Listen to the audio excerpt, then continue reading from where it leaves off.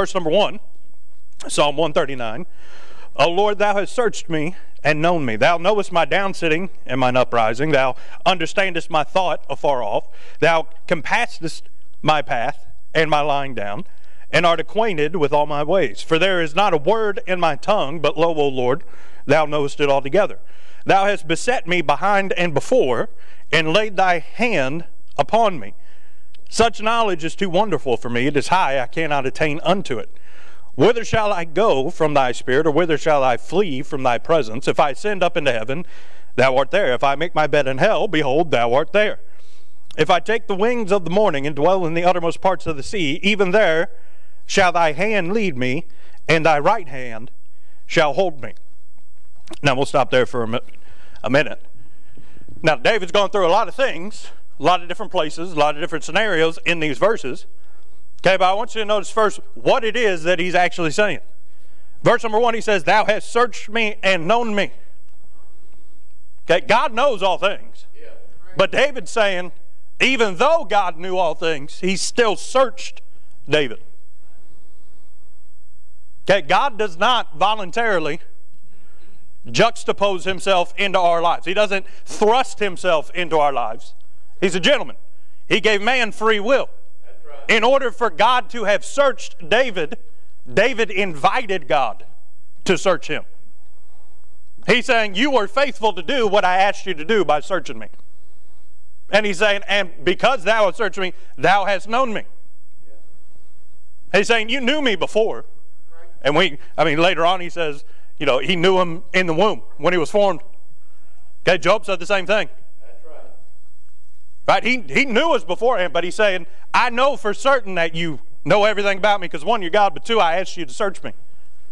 Then in verse number 2, he says, thou hast known my downsitting and my uprising. Thou understandest my thought afar off. He's saying, you know things that I don't even have the capacity to ask you for.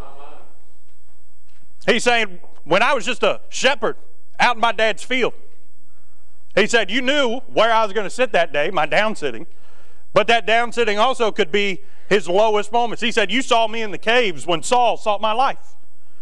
He's saying, you saw me when, I sat on the throne in Jerusalem after he had already been king in Hebron of Judah for a while. He's saying, you saw all those moments. He said, you saw me, walking before the ark when we brought it back into Jerusalem. He's saying, you've seen all the great moments. You've seen all the low moments. But what does he say at the end of that? He says, and thou understandest my thought afar off. He's saying, you don't just know where I've been, where I'm going to be.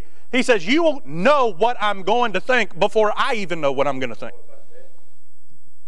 He's saying, you've done more than just search me. He says, you're everywhere, in every time, and you know everything that I ever will be, everything that I possibly can be. Last night we heard, about the things that get into our heart, right? The heart's deceitfully wicked. No man can know it. Your tongue's got a direct access to your heart, but even your tongue, like we're going to read in a few verses, doesn't know what it can say in a moment. God's saying he even knows our thoughts before we have them.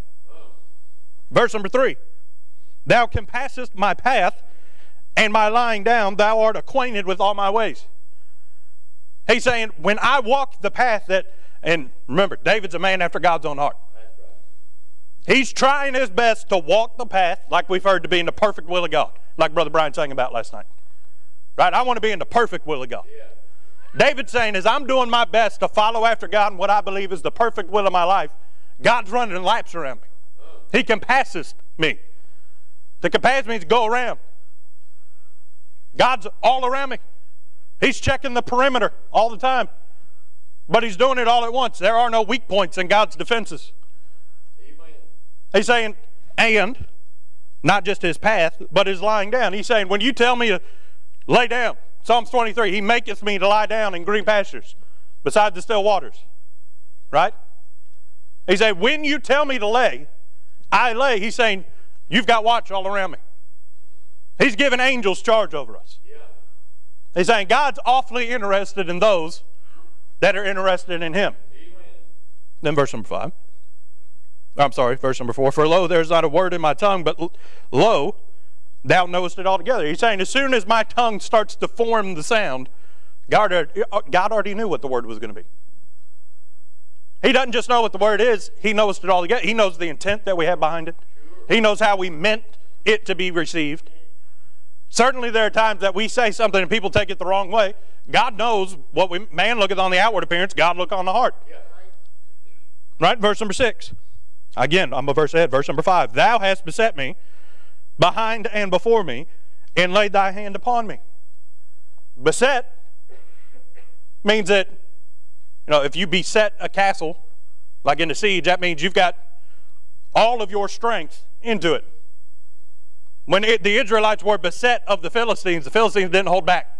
That's right. He's saying, God's got me real good in front and behind. I remember Brother Jeffrey one time preached here on, God, the God that's got my back. Yeah. Right? God's got my front too. Amen. According to David. He's saying, but he's not just there to show. He's not just there in formality. Right? There's no ceremonial guard. He says he has beset me. The full strength of God, if I'm in the perfect will of God, is in front of me and behind me to keep me exactly where I'm at. That's right. But he says, and thou hast laid thy hand upon me. What's that a picture of? That's a picture of settling. What happens if you've got a pet and it gets a little riled up? You lay a hand on it, calm it down a little bit. Even when the power of God's in front of me and behind me, and again, we can go to the 23rd Psalm. He prepares a table for me in the midst of mine enemies. Yeah. Even though the power of God may be there, by faith, I may not be able to see it. In actuality, I may not be able to understand how God's going to do it, but he lays his hand upon us to say, even though you can't understand, like the prophet said, Lord, open his eyes, and then he saw the chariots of fire all about him.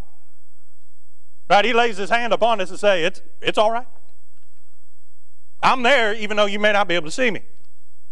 Then, he goes on to say in verse number 6, such knowledge is too wonderful for me. It is high. I cannot attain unto it. He's saying, I don't even understand how good of a hold God's got on me. I cannot attain. He says, in my wildest dreams, I can't even begin to comprehend how well God takes care of those that are walking after him.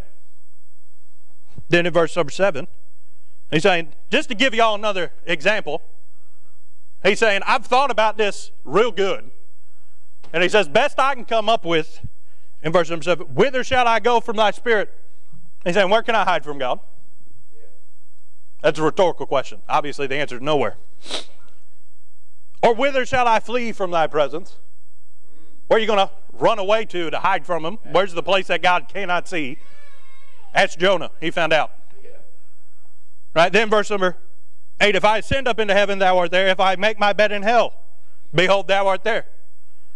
In other words, in context, what David's saying, if I were to go to heaven, obviously he's there. His throne's on the sides of the north. That's where he reigns from. Yeah. But in the Old Testament, hell is not the, pit of the damned, the one that has fire. Sheol in the Old Testament meant the grave. Right. He's saying, I could make my bed. In other words, I could live in the earth as a dead man. God's still there. That's right. From the highest mountain, right, to the lowest valley, as we often sing. But even beyond that, God will be there if, as he said, I ascend up into heaven, or if I make my bed in hell. But another thing I want you to notice out of this verse. David says, in the first, 7 verses, he's walking after God. So he's saying, if God ascends me up to heaven. This isn't talking about David running, trying to get away from God. Read the verse before this. He says, I know I can't run from God. He knows I can't hide from God. So what's he saying? He's saying, if God leads me to heaven, if God, like I have in the past, I've got to live in caves, like sepulchers, like the bodies do in this time period. They'd bury them in, shallow caves and put a rock over the front of it.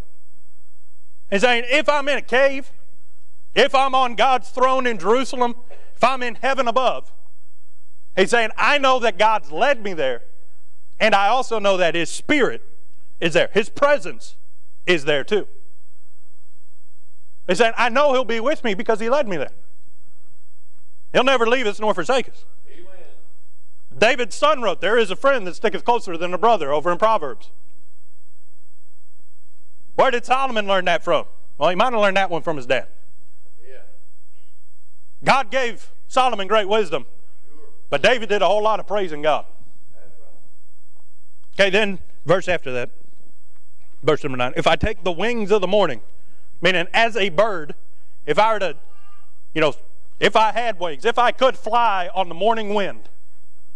Okay, and then he says, and dwell in the utmost parts of the sea. Meaning I go out past the place that boats can go.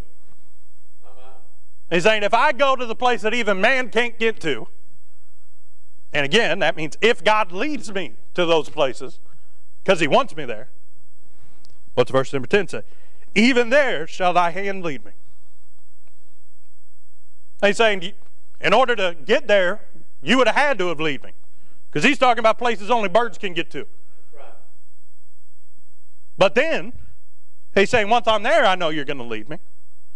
But what's the part after that say? And thy right hand shall hold me. Now, we've already seen where God will lay His hand on them. Amen. But here he's saying, you're going to lead me.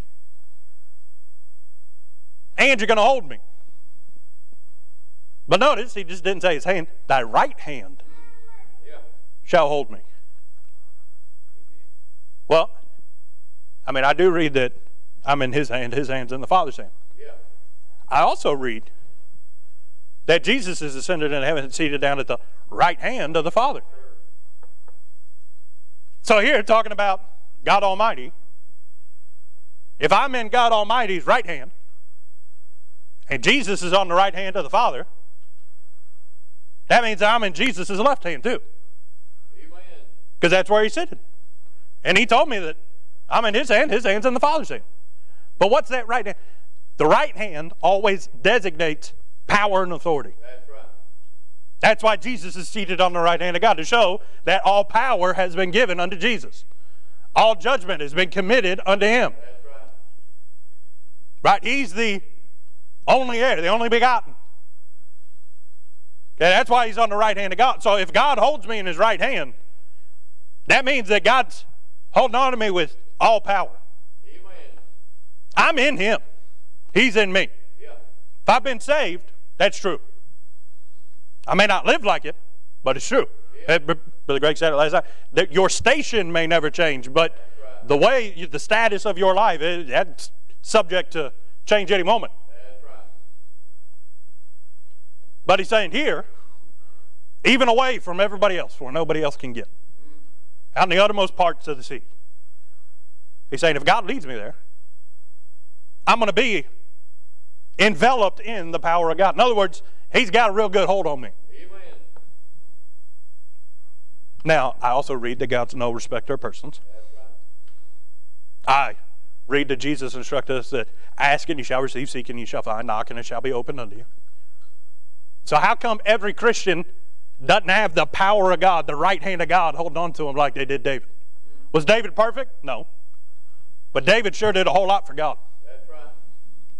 David did not let his imperfections get in the way of him being a man after God's own heart. What about that? What did David do when the prophet came to him and said, thou art the man? Yeah. He got it made right. That's right. Good deal. I can imagine David being tormented in that time period where he didn't have fellowship with God. He's going in and he's trying to pray. And it seems like it's just not going anywhere. Yeah. Well, it's because he had iniquity in his heart, and if I regard iniquity in my heart, God won't hear my prayers. That's right. I believe it's eating him up. And then when the prophet came, Nathan told him, thou art the man. Yeah. Then it clicked. It all made sense. He got it made right. You can study it. He did far more after his quote-unquote great sin than he did before. That's exactly right. Because David had always heard about the forgiveness and the long-suffering, yeah, and the mercies of God that, other people may say, he forgave me for this. David didn't understand that until he was forgiven. Then he was a whole lot more appreciative for being forgiven. Right, but that's not the point. Is why aren't some people? Why doesn't God seem to have a grip on some people like he does others? Right? If y'all remember, I taught Sunday school lesson at the Apostle Paul over there in Philippians chapter number 3, where he said, I count not myself to have apprehended, but this one thing I have. Apprehend means to get a hold of, right? To really wrap your head around it.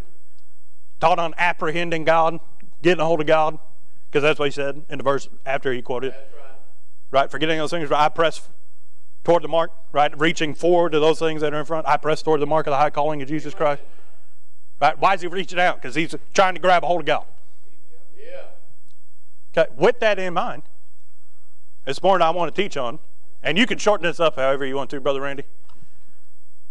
But if you want God to get a hold of you, you got to get a hold of God. Notice verse number 1 again. Thou hast searched me and known me. David got a hold of God so well that God heard his request to search him.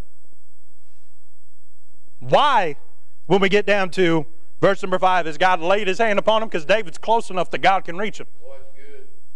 Why, when we get down to verse number 10, when it says, thy hand shall lead me, why is David so close that he doesn't have to hear the voice of God? He can reach out and God can take him by the hand and lead him. Why is he so close? Because God's got a hold on him, right? His right hand shall hold him. God's holding him with his right hand because David got a hold of God. Amen. He said, I'm going to get so close. Again, a man after God's own heart. David wasn't satisfied with his hand. He wanted to get to God's heart. Even as David's praising God, for as good as God's been to him, he desires to be even closer, that God doesn't even have to hold on to him. David's just there at his heart. Yeah. Why did God get a hold of David? Well, let's read some more verses. Over in verse number 17. How precious also are thy thoughts unto me, O God. How great is the sum of them. If I should count them, they are more in number than the sand. When I awake, I am still with thee. What he's saying is, I love the things of God so much. Notice he doesn't say the words of God. The word meant a lot to David. David wrote, thy word if I hid in my heart, that I might not sin against thee. That's right. But here he's saying, thy thoughts are precious to me. Well, what's that? Well, that's when you get in, and the word means so much to you, that you're trying to hide them in your heart. And while you're doing that, his spirit, which bears witness with our spirits, that we know that we're the sons of God. And the word that spirits say discern, his spirit will start bearing witness, not that you're one of his. He'll say, you want to know what I meant when I told him to write that down? Here, let me show you this out of this verse that you've never seen before. What do you think David was doing when he's sitting there with nobody else around with all them sheep? Writing songs unto God. Yeah. He's meditating, as we heard about last night, on the things of God. He's just talking to God. He's out there, doesn't have anybody else to talk to. Sheep aren't going to talk back. He's talking to God. Amen. And he's saying, once I got one of them thoughts, I couldn't get enough. Thy thoughts are precious unto me. How great is the sum of them? Notice he doesn't say, thy thought is precious to me. Thy thoughts and the sum of them. In other words, God's shown him a bunch. Why? Because he got a hold of God. He had the desire not just to know what God said, but to understand it as God understood it. You may know the Bible better than anybody else in the world. That's not the benchmark. You can't take a rest then. I ought to desire to know the Word of God as God knows the Word of God. And first off, if you did know it better than anybody and you knew it all, which I firmly believe that you cannot in the flesh.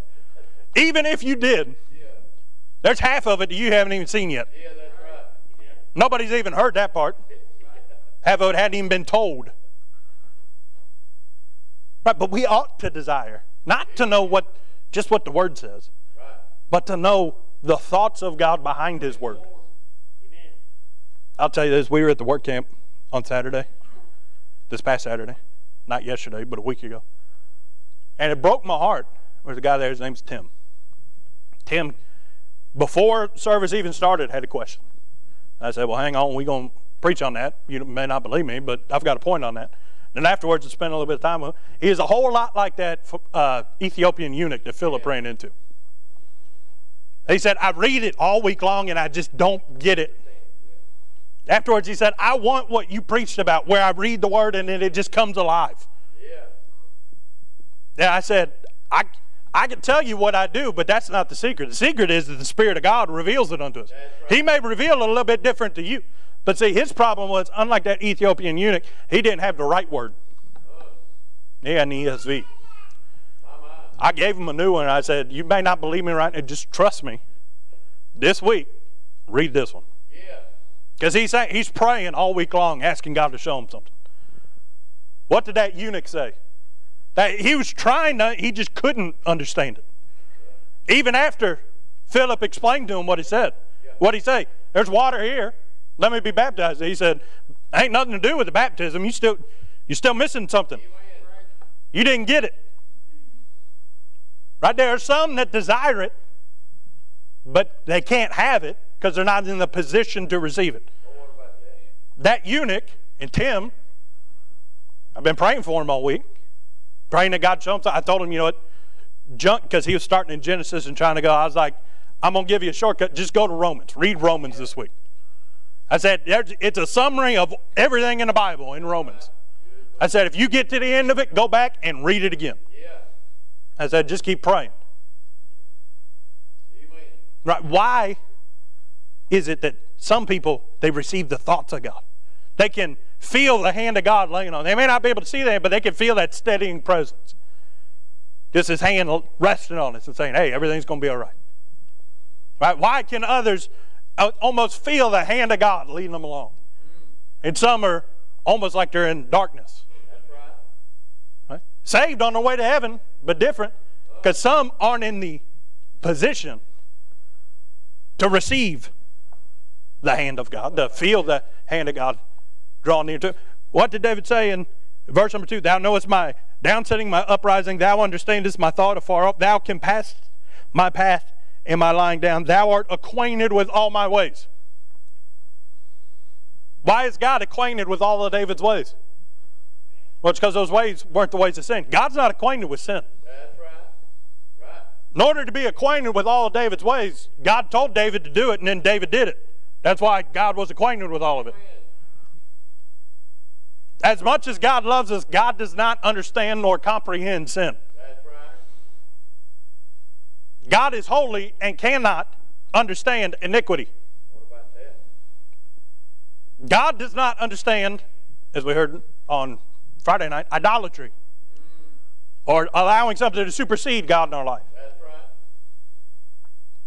A lot of times we're the reason that we don't have the presence of God like we desire, because we haven't gotten a hold of Him. Draw nigh to God, and He shall draw nigh to you. I've got to take the first step. That's right. And before God will take a second, I have to take a second step. The reason a man cannot serve two masters, and the reason that people don't understand that trying to hold on to God like this and reaching out like this to the world doesn't work, is because the moment in your mind or in your heart you've decided, I'm going to reach, you've already let go of God. God says it's all or nothing. Yeah. The moment that it's not all, there's none. That's right. In order to get a hold of God, it's both hands. It's both feet. Yeah. I'm in the deep end. I can't feel the bottom. I'm out there on faith. And it's all faith in God. That's when I find the presence of God. Why do some people, we've passed 2 services here. Spirit of God, so strong, so sweet. Even though every now and then He might have been saying, I'm acquainted with all your ways, and I want to be acquainted with all your ways, but this over here, this isn't right. We got to get this addressed because I'm not acquainted with that. Even then, it's sweet because it's loving. Right? I mean, time and time again in the book of Proverbs, you can see that the righteous man, when he's rebuked, loves the one that rebuked him. Because he said, you cared about me enough to tell me where I could improve. I love you for that. Right? Why did David have both hands? Because first he had the desire for the things of God. Then he was in the position to be, surrounded by God. But then look with me, if you will, in verse number 6. Such knowledge is too wonderful for me. It is high. I cannot attain unto it. There's surrender in David. He's saying, I know just enough about God to understand that I don't know anything about God. I cannot attain unto. There's not a place that I'm going to get to where I've learned enough to where I can figure out God. Amen. He's saying, I understand that his hand that's leading me, that's because I can't lead myself. Yeah. He's saying, I understand that his hand rests upon me or it's laid upon me because sometimes I cannot assure myself. I cannot have faith in who I am, but I can have faith in the hand of God. Amen. He's saying, I've understood that my power is not really power. In fact, I can take it and show you to where all power that's given unto men, God gives it to those men. It's all his. He just lets them have it so that his will can be done or his purposes can be accomplished. David's saying, what I've got isn't even mine as king. Right? Even those sheep that were in my father's field, they weren't even my father's sheep. They were God's sheep. God just let me look after them for a while. He's saying, all power isn't mine. I've surrendered unto the fact that he's greater than I am. Well, what's that called? That's called humility. That's called meekness. Yeah. That's called being a servant. Sure. And if you understand that God doesn't have to, but he chooses to do everything for you, that, I don't know about you, that makes something right about down in here have a drive that says, I want to do something for him. Amen. David surrendered his life to God and said, Lord, it's yours already, but now I understand that it's still yours, but I'm giving it all. He's saying, I want to give it all because I want you to take it in your hand. I want to be held in your hand. He's saying, I understand that I can't get a hold of you until I let everything in my life be dictated by you. We cannot keep something on the side. Look what happened to Achan. Yeah. What about that? We cannot hold back something for our own and then make it appear as if we've given all. Look at Ananias and Sapphira. They said we gave all, but they didn't give all. Right. There wasn't anything with holding back something for themselves, but they wanted everybody else to think, oh, they're super spiritual. They gave all. Yeah. The Pharisees that pray in the synagogue, I want everybody to know their good works throughout the week. They make a big show of putting money into the offering plate. They make a big show of giving to the poor. Sure. What Jesus say? They have their reward. Yeah. But that widow with the 2 mites, she didn't make a show. She just wanted God to know. I know, keep in mind, when I was reading, I didn't know if those were real coins that Dad got. And I was like, I mean, there's some swindlers out there on the interwebs. So I started looking into it. You do understand that 2 mites wasn't even enough for a tenth of a loaf of bread. She's saying, I know this isn't enough to feed me, but I do know the one that can feed me. Those 2 mites, a tenth of a loaf of bread would have been better than no bread. But she's saying, my faith isn't in this, in what other people have given unto me. She was a widow. That meant she relied upon the charity of others. That meant that somebody gave that to her, and she said, I could rest in what others can do for me. I could try and turn 2 mites into 4 mites, right? Squeeze a penny and then turn it into $1. Yeah. I could try to do that. Or I could just tell God, I trust you a whole lot more than I trust these 2 mites. What's good, Jordan? Good. I trust you a whole lot more than the person that gave these to me. Amen. There may have been pity. There may have been sympathy. But I find you altogether lovely and you love me altogether. Right? He surrendered himself unto God. Again, God will not supersede our will, our desires in our life, because he chooses, and he chose that man ought to choose to have a relationship with him. It's not a relationship if only one person wants it. And God being a gentleman, he's not going to stalk us. Amen. His Spirit may deal with us every now and then when we're around his Spirit, but I'm not in fellowship with his Spirit out there. Right. His Spirit may still seal me till the day of redemption, but that doesn't mean that he's talking with me out there. But when I get around his Spirit in here, he'll let me know, you ought to come back. Yeah. But that doesn't mean that there's a relationship out there, because he's not going to force himself on me. He may keep bringing back words to my memory, but there's no true fellowship. Right? That's the Holy Ghost equivalent of sending you a text message or a voicemail reminding you, hey, I'm still here. Right? But then, look with me, Will, if you will, in back over in verse number 17. How precious are thy thoughts unto me, O God, how great is the sum of them. If I should count them, they are more in number than the sand. When I awake, I am still with thee. David had a desire. Right? He surrendered himself. He was in the right position. Okay, but notice, he says, when I awake, I am still with thee. That means he spent all day thinking on them things that are precious to him, those thoughts of God. He's tried to count them. He's figured out that he can't. But all day long, he's been counting those things that God showed to him. And he says, when I awake, I am still with thee. In other words, he's saying, I've been satisfied with what I was thinking on all day yesterday, that today, I'm still with you. God's still there in the same place he's always been. Sure. But David's saying, even after a good night, I slept on it. You know, people say, I got to sleep on this. Yeah. David slept on it. He decided, I'm still on the Lord's side. Amen.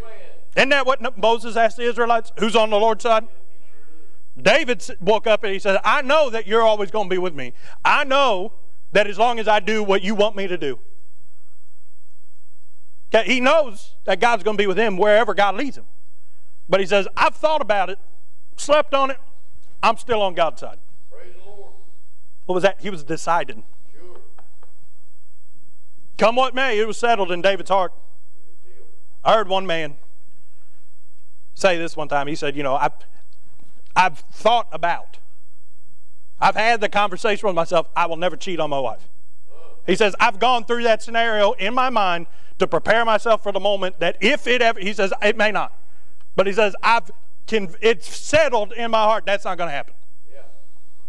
And he said, but those things that I do that I'm not proud of, the reason I've done those is I've never had that conversation with myself before.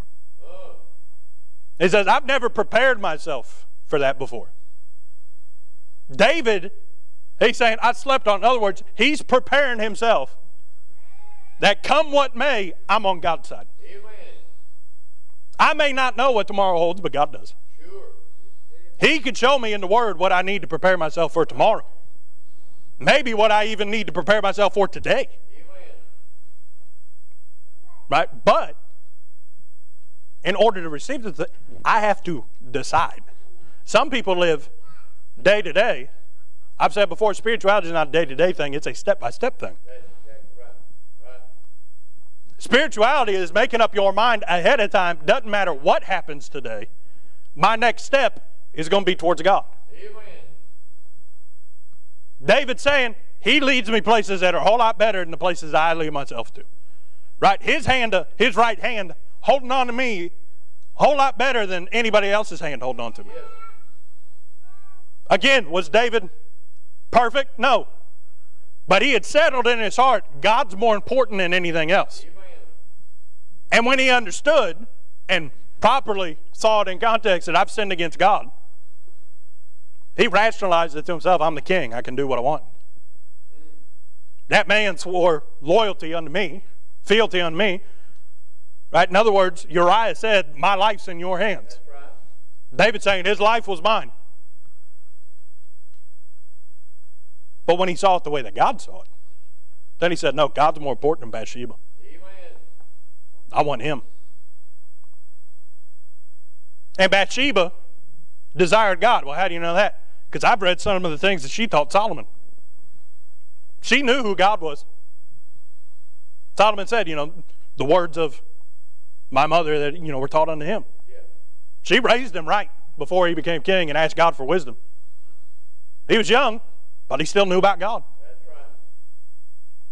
Right? Those that decide God and nothing else, are they going to be perfect? No, but they're going to be real close to God. Amen.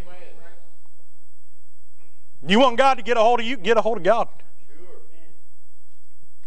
And I can be up here all day long. Well, how do you get a hold of God? Well, there's a whole bunch of different ways. I can take you through the Bible and show you a whole bunch of different ways that people got a hold of God. Yeah, that's right. Some did it on their knees. Some did it in a temple. Yeah. Some did it out in fields. Right? Some called upon God. Others sought him out in his word. Some were just obedient. Like Samuel. Yeah. He's sleeping. Then God called unto him. What about that? He was faithful in what he was charged to do. Because he said, God gave me this and I'm going to be faithful in it. There's a whole bunch of different ways you can get a hold of God. But you know what all of them had in common? They had a desire. They were positioned. They were surrendered. And they had decided that it's God and nothing else. That I want to be what he wants me to be, because even if I don't like what he's going to turn me into, which isn't going to happen, because he's going to turn me into something that looks more like him. And if I like him, I'm going to like it. But even if I've got a problem with that, I don't have a problem with him holding on to me. Amen. Don't have a problem with his hand laid on me.